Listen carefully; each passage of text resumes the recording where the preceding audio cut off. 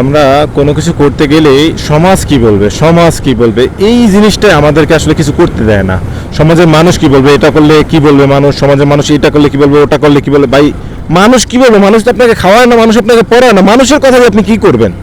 মানুষের কথা কান না দিয়ে ভাই আপনি আপনার মধ্যে যেটা করতে চাচ্ছেন সেটাই করেন, ওটাই ভালো হবে। আপনি করেন, আপনি যদি যখন সফল হবেন দেখবেন ওই মানুষেরাই আপনাকে এসে বাহাবা দিবে।